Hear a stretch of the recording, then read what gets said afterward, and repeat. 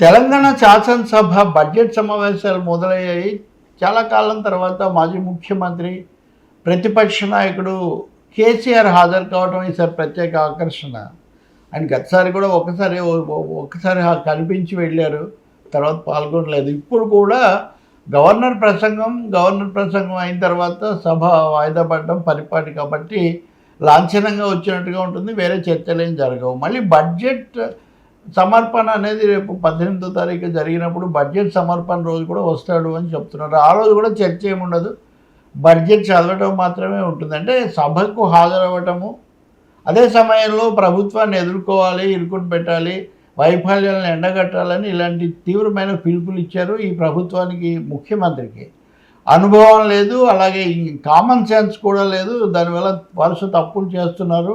ఇంకా ప్రభుత్వం మీద అసంతృప్తి బాగా పరాకాష్ఠకు చేరింది. మనకు రంగంలోకి వస్తే అయిపోతుందన్న పద్ధతిలో కేసీఆర్ తమ పార్టీ శాసనసభ్యులకు లేదా నాయకులకు దిశానిర్దేశం చేశారని చెప్తున్నారు. ఇప్పుడు గవర్నర్ ఈరోజు చేసిన ప్రసంగం మీద కూడా తీవ్రస్థాయిలో విరుచుకుపడుతూ ఏమీ జరగలేదు, గవర్నర్తో అన్ని అబద్ధాలే చెప్పించారు. జిష్ణుదేవ్ వర్మ ఆయన గవర్నర్ అబద్ధాలు చెప్పించారని కేటీఆర్ బయట వ్యాఖ్యానించారు. రైతులలో 3/3 మందికి మాత్రమే ఈ సహాయం అందింది, ప్రభుత్వం ఏమి వాగ్దానాలు నెరవేర్చుకోలేదు, అప్పులు తప్పులు చేస్తూ ఉందని ఒక తీవ్ర స్థాయిలో ధ్వజమెత్తే ప్రయత్నం మటుకు బీఆర్ఎస్ దానికి సిద్ధమవుతున్నట్టుగా ఉంది. అంటే శాసనసభకు కేసీఆర్ రాకపోవడం అన్నది తప్పు సంకేతాలు పంపిస్తూ ఉంది. ఏదో ఒక మేరకు ఆయన కనబడాలనేది ఒకటి, మొహం చాటేస్తున్నారు, ఎందుకు రావడం లేదని పదే ముఖ్యమంత్రి రేవంత్ రెడ్డి సవాల్ చేయడం కూడా దానికి ఒక సమాధానం చెప్పడం అవసరమని వాళ్ళు భావించి ఉండొచ్చు. ఏదైనా సభలో ఆయన ఏమైనా మాట్లాడతారా, మాట్లాడితే ఎలా మాట్లాడతారు, దానికి ఇవతల వాళ్ళు ఎలా ప్రతిస్పందిస్తారు, ముఖ్యమంత్రి ఎలా తిప్పికొడతారు, దీని మీద అది ఆధారపడి ఉంటుంది.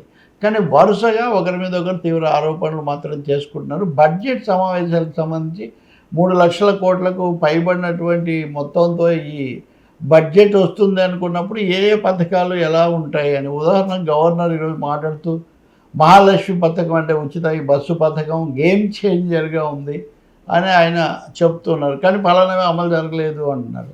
ఇంకొకటి ట్రాన్స్ఫరబుల్ డెవలప్మెంటల్ రైట్స్ TDR అనే వాటి విషయంలో ముఖ్యమంత్రి చాలా పెద్ద కుంభకోణానికి పాల్పడ్డారు అని కేటీఆర్ ఆరోపిస్తే అసలు దాన్ని ప్రవేశపెట్టింది దుర్వినియోగపరిచిందే మీరు అని మంత్రి దుద్దిల శ్రీధర్ బాబు గట్టిగా జవాబు చెప్తున్నారు.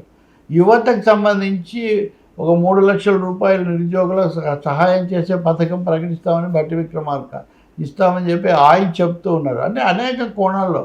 అలాగే ఈ అంశంలో సలహాలు ఇవ్వటం కోసం మేధావులతో ఒక చిన్న కమిటీ కూడా ఏర్పాటు చేస్తున్నట్టుగా భట్టి విక్రమార్క చెప్పారు. అంటే కాంగ్రెస్ ప్రభుత్వం, ముఖ్యమంత్రి, ఉప ముఖ్యమంత్రి, సీనియర్లు వీళ్ళంతా నిలదొక్కుకోవడానికి, ప్రతిపక్షం యొక్క దాడిని ఎదుర్కోవడానికి అనేక కోణాల్లో సన్నాహాలు చేస్తుంటే రేవంత్ రెడ్డి పని అయిపోయింది, ఈ రేవంత్ ప్రభుత్వం నిలబడదనే ఒక అభిప్రాయం కలిగించడానికి కేసీఆర్ స్వయంగా రంగంలోకి రావడం. అంటే ఇప్పటివరకు కేటీఆర్, హరీష్ రావు, ఇంకా ఇతరులు సీనియర్లు వాళ్ళు చాలా ఆందోళనలు, నిరసనలు చేస్తున్నా అది సరిపోవడం లేదు. కేసీఆర్ ఎందుకు రంగంలోకి రావడం లేదనే ప్రశ్న పదే వినిపిస్తుంది. దానికి తగినట్టే ఆంధ్రప్రదేశ్లో కూడా వైసీపీ అధినేత మాజీ ముఖ్యమంత్రి జగన్మోహన్ రెడ్డి శాసనసభకు రాకపోవటం, ఈ రెండింటి మధ్య ఒక పోలిక తేవటం కూడా సహజంగా జరుగుతుంది. 2 చోట్ల కూడా బీజేపీ, అక్కడేమో బీజేపీ తెలుగుదేశం జనసేనతో కలిసి అధికారంలోకి వచ్చింది. తెలంగాణకు వచ్చేసరికి బీఆర్ఎస్ కాదు మేము ప్రధాన శక్తిగా వస్తామని బీజేపీ హడావుడి చేస్తుంది. ఇప్పుడు బీజేపీ ఇంత హడావుడి చేస్తున్నప్పుడు తాము రంగంలోకి వచ్చి ఎదుర్కోకపోతే బీజేపీతో చేతులు కలిపామన్నటువంటి విమర్శ, ఆరోపణను కూడా బీఆర్ఎస్ ఎదుర్కోవాల్సి వస్తుంది.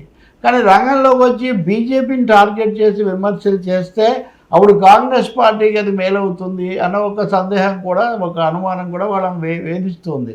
సో ఇలాంటి నేపథ్యంలో కేసీఆర్ సభకు రావటం అవసరమని భావించారు, వచ్చారు. కేటీఆర్ వీళ్ళందరూ కూడా మాట్లాడారు. BSc సభా వ్యవహారాల కమిటీ కూడా సమావేశమై ఎన్ని రోజులు ఉండాలి ఇవన్నీ కూడా నిర్ణయిస్తున్నారు. స్పష్టంగా చెప్పగలిగింది, మనం గుర్తించగలిగింది ఏంటంటే ఏడాది దాటిపోతున్నటువంటి రేవంత్ రెడ్డి ప్రభుత్వం భవిష్యత్తులో మరిన్ని సవాళ్లకు సిద్ధమవుతుంది. ఒక త్రిముఖ రాజకీయం వైపు, ట్రయాంగిల్ పాలిటిక్స్ వైపు తెలంగాణ రాజకీయాలు నడుస్తున్నాయి. ఈ శాసనసభ సమావేశాలు దానికి నాంది పలుకుతాయని మనం స్పష్టంగా